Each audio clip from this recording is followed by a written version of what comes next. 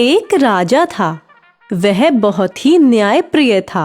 वह अपनी प्रजा का हमेशा ध्यान रखता था। इसके साथ ही साथ वह राजा बहुत ही नटखट और चुलबुला था। वह राजा हमेशा ऐसे ऐसे काम करता जिससे दरबारियों के साथ साथ लोगों को भी अचंभा होता कि भला ऐसे भी कोई राजा करता है क्या। कभी वह राजा वेश बदलकर रात में अपने राज्य में ही घूमने निकल जाता, तो कभी जासूस बनकर अपनी ही जासूसी करता।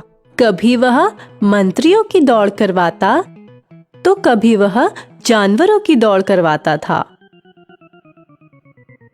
एक बार उस राजा ने अपने मंत्री से कहा, मंत्री जी सरकार। कल मुझे 4 मूर्ख अपने दरबार में चाहिए। सरकार, मगर वो किस लिए?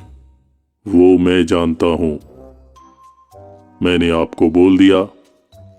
आप बस 4 मूर्खों को मेरे सामने लाकर हाजिर कीजिए। मगर सरकार, आप उन 4 मूर्खों का क्या करेंगे? ये मेरे मन में प्रश्न बार बार उठ रहा है। मूर्खों की भला हमें क्या आवश्यकता? मंत्री जी, आपकी उत्सुकता बिल्कुल सही है, मगर मैं आपको बिल्कुल नहीं बताने वाला कि हमें मूर्ख किस लिए चाहिए।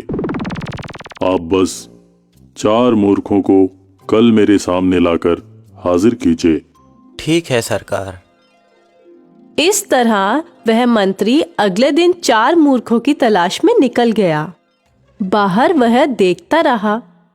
बहुत देर ढूंढने के बाद भी उसे कोई ऐसा व्यक्ति नजर नहीं आया जो कि मूर्ख हो। मंत्री बहुत परेशान हुआ। घूमते घूमते वह उदास हो गया। मंत्री ने सोचा कि अगर मैं 4 मूर्खों को लिए बगैर दरबार में जाऊंगा तो राजा मुझ पर बहुत नाराज होंगे। मंत्री इधर उधर घूम ही रहा था, तभी उसे एक आदमी दिखा। वह आदमी घोड़े पर सवार था, मगर घोड़े में सवार होने के बावजूद वह एक सामान की बोरी अपने सर पर लिए हुआ था।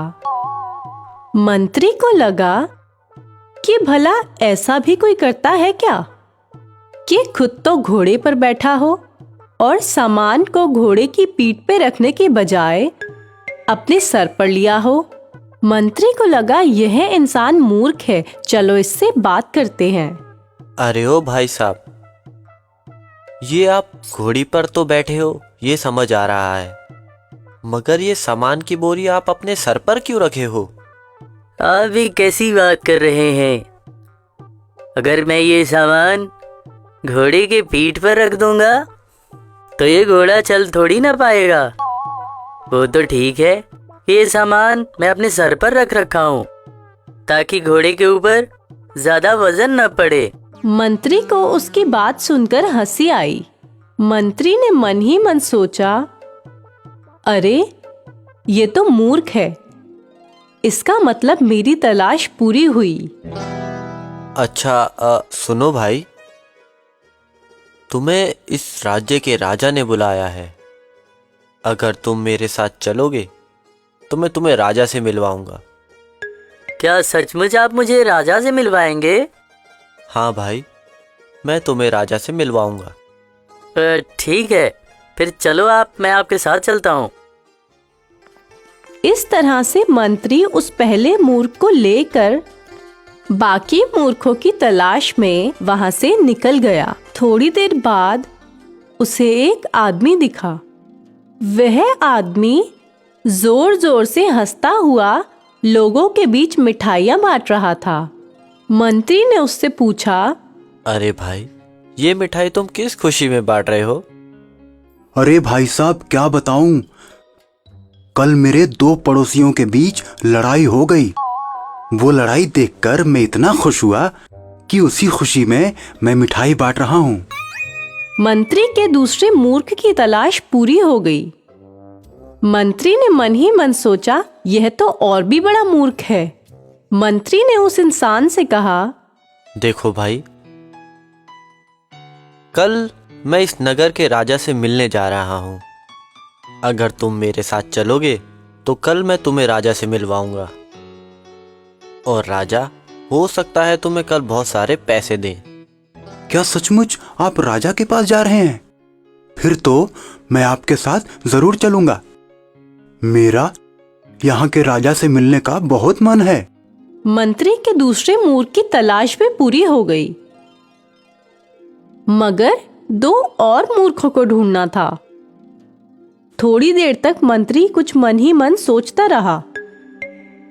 फिर उसके मन में एक विचार आया। वह 2 मूर्खों को ही लेकर राजा के दरबार में पहुंच गया। मंत्री ने राजा से बोला, लीजिए राजा साहब, 4 मूर्ख आपके सामने हाजिर हैं। पहले तुम ये साबित करो कि 4 मूर्ख कैसे हैं। मुझे तो सामने सिर्फ 2 मूर्ख ही दिखाई पड़ रहे हैं। महाराज, ये पहला मूर्ख जो घोड़े के ऊपर बैठकर अपने सर पर सामान रखकर यह सोच रहा था कि ये वजन मेरे सर पर है।